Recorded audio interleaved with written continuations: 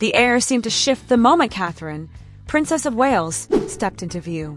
Flashbulbs burst like fireworks, voices hushed into gasps, and for a brief instant, the world's attention narrowed to one woman and one moment. It wasn't just her arrival, it was her presence. She moved with an effortless confidence, the kind that doesn't demand attention but commands it. Draped in a sleek, figure-hugging black gown, every line and fold of the fabric seemed to speak in a language of elegance and authority. Black, in royal tradition, has never been an ordinary choice. For decades, it was worn only in mourning, a color avoided at celebrations and public festivities. But in rare moments, when a royal has dared to wear black outside of grief, it has carried a deeper, often defiant message. It was impossible not to recall Princess Diana's unforgettable revenge dress, the bold black ensemble that made headlines worldwide and symbolized both heartbreak and liberation. Now, decades later, Catherine was creating her own black dress moment, one that seemed equally calculated, equally powerful, and entirely her own. This wasn't about blending into the background. It was about standing out, sparking conversation, and sending a message only the sharpest observers would catch. To the untrained eye, Catherine's gown might have been nothing more than a stunning choice for a glamorous evening. But within the intricate world of royal symbolism, every decision carries weight.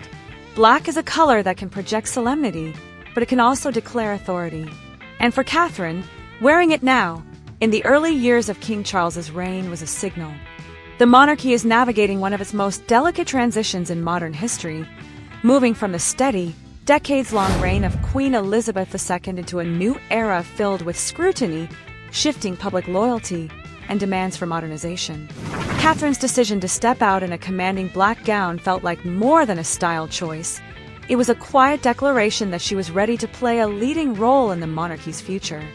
Royal historians point out that when women in the royal family wear black outside of mourning, it often signals subtle resistance to tradition. Princess Diana did it when she wanted to express independence. Queen Elizabeth used it sparingly to emphasize solemn authority. Catherine's gown wasn't just fabric, it was strategy woven into every seam. And yet, as striking as the gown was, it wasn't the only detail turning heads. The other half of Catherine's message glittered under the lights, drawing just as much attention as the dress itself. A breathtaking sapphire and diamond necklace, paired perfectly with matching earrings. This wasn't a piece pulled from her personal jewelry box, nor a loan from the crown jewels. It was a direct, personal gift from King Charles. In the royal world, such a gesture is extraordinary and almost always deliberate. Jewelry has long been used in royal circles as more than decoration. It's a coded message, a symbol of status, trust, and legacy. Where this jewelry came from is where the speculation truly begins. Some believe the set once belonged to Queen Elizabeth II herself, which would make its presentation to Catherine a monumental transfer of legacy. Elizabeth was known for her masterful use of jewelry to convey quiet political messages, choosing specific pieces for diplomatic events, historic anniversaries, or moments where symbolism mattered more than words. If Charles truly passed on one of his mother's treasured sets, it was a public acknowledgement of Catherine's rising influence. Others see the necklace as a nod to Princess Diana. Sapphires were among Diana's most iconic stones, most famously in her engagement ring, now worn by Catherine. If the choice was intentional, it could be Charles's way of connecting Diana's enduring public legacy to Catherine's growing role, merging the past with the future. But the most intriguing layer to this glittering gift has less to do with history and more to do with present-day palace politics. For years, Queen Camilla has been positioned as Charles's closest ally and the most visible royal woman alongside him. But Catherine's popularity with the public has been steadily eclipsing that of nearly every other senior royal. By gifting her such an extraordinary piece, publicly, Charles may have been signaling a strategic alignment with Catherine, not just as his son's wife, but as the most influential female figure in the monarchy's public image.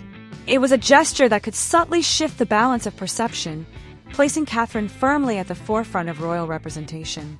And in the world of the monarchy, where every handshake, outfit, and speech is carefully analyzed, these shifts in perception matter.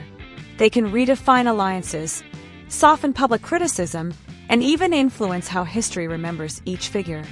By placing Catherine center stage in this moment, Charles might be quietly preparing the public for a future where she, not Camilla, is the primary female face of the royal family. To some royal watchers, it felt almost like passing an invisible baton. To others, it looked like the start of a power recalibration that could reshape the monarchy from the inside out. William's presence in this moment can't be ignored. Reports suggest he was closely involved in the decision about which jewelry Catherine would wear that night. His support has always been steadfast, but this was something more, a public show of unity between himself, his wife, and his father. In a family often portrayed as fractured by rivalries and unspoken tensions, this united front stood out. It was as if Charles and William were making a joint statement. Catherine is central to the monarchy's future, and they stand firmly behind her. In the days that followed, the images from that night dominated social media feeds and front pages alike. Fashion critics hailed Catherine's look as a modern royal triumph. Historians analyzed the symbolism, while royal watchers debated whether the parallels to Diana were intentional or coincidental. On Twitter, Instagram, and TikTok, hashtags dedicated to her look trended for days. Fans dissected every detail of the gown's design, the cut of the necklace, and even Catherine's poised expression. Some called it the ultimate queen-in-waiting moment. Others went further, claiming it was a subtle announcement that she was already the monarchy's most powerful figure. If the goal was to create a defining moment, it worked. But the bigger question is whether this was a one-time statement or the beginning of a carefully orchestrated image shift. Many believe we are watching the slow but deliberate construction of a Catherine-centered narrative, one where she not only supports the throne but actively shapes its future. With her unmatched popularity, strategic public appearances, and now a powerful symbolic endorsement from the king himself, Catherine's influence within the royal family seems only set to grow. And if history is any guide, moments like these are rarely accidents, they are the building blocks of a legacy. The truth is, the monarchy doesn't transform overnight. It evolves through a series of carefully chosen moments that subtly redefine its image. This event may prove to be one of those moments. If Catherine continues to receive such visible support from both Charles and William, the public may begin to see her less as a future queen and more as a present-day leader in her own right. That shift in perception could alter the balance of influence inside the palace for years to come, and perhaps even determine how this royal era is remembered by future generations. Every element of that night, from the daring choice of a black gown to the history-laden sparkle of a sapphire and diamond set, was a masterclass in royal strategy. Catherine wasn't just dressing for an event, she was dressing for history. So what do you think? Was this simply one of the most flawless fashion moments of her career, or did Catherine just make the most strategic royal move of the year? Either way, one thing is certain, the world is watching her every step.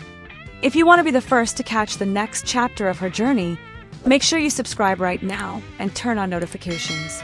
We've got more behind-the-scenes royal stories coming, and trust me, you won't want to miss what's next. The next headline could be even bigger than this one, and you'll want to be here when it breaks.